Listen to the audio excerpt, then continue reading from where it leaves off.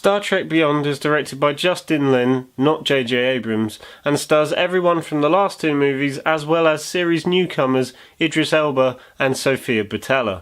This time, the Enterprise has to answer a distress call, but in the process they get attacked and the entire crew of the Enterprise gets scattered over this unknown planet. Now, if you've seen my previous two reviews for both Star Trek and Star Trek Into Darkness, you will know that I have enjoyed this new series of Star Trek movies quite a lot. However, I was very hesitant for Star Trek Beyond for several reasons, the main ones being that there is a new director and the trailers for the movie were kind of underwhelming. But, luckily, this movie is anything but underwhelming, and it is actually quite a lot of fun. The entire returning cast are on top form yet again, and the fact that they are placed in unique situations that help develop the characters even further than we've ever seen before, and that is primarily due to the amazing writing by both Simon Pegg and Doug Jung.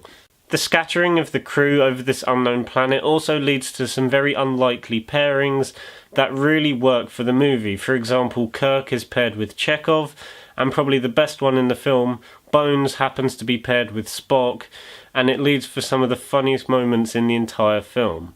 The newcomers are really good as well. Sofia Boutella's character, Jayla, is very interesting, and I love the design of her.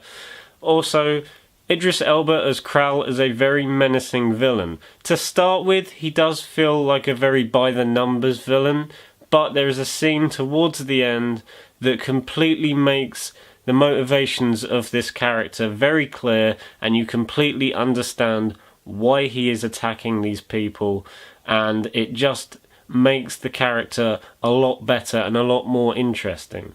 Justin Lin's direction is very good as well, which you can kind of understand seeing that he is someone who has directed some Fast and Furious movies. However, there are a few action scenes towards the start of the movie that are a bit hard to make out because they are filmed in pitch black darkness. However, as the film progresses, the action scenes get a lot better and a lot more tighter, and they are just a lot more enjoyable. Also, the very start of the movie is a bit slow going and takes a while to actually get to the point.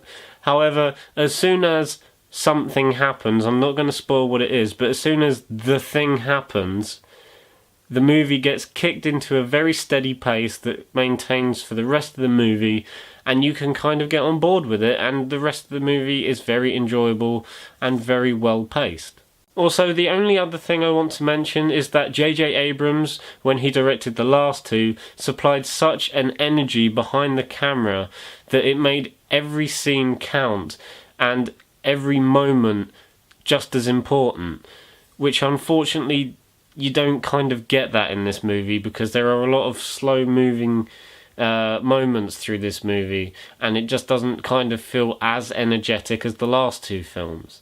Despite a slow start and some hard to make out action scenes, this is still a very entertaining movie that calls back to the original Star Trek movies and develops the Star Trek story in the best way possible, through its characters. So I'm going to give Star Trek Beyond an 8 out of 10. Some people say it's not the best one in the series, which I can understand why, but it's still just as enjoyable as the last two. So guys, that was my review for Star Trek Beyond. I hope you enjoyed it. I will have a lot more reviews coming in the next few weeks because I'm finally getting the chance to see more movies now. Also, the special video that I mentioned in my San Diego Comic-Con roundup is going to be a vlog from London Comic-Con because I'm going to London Comic-Con on Saturday and I will be recording the whole thing. So there will hopefully be a vlog for that up early next week, if not late weekend. So guys, thank you for watching, and I will see you in the next video. Bye!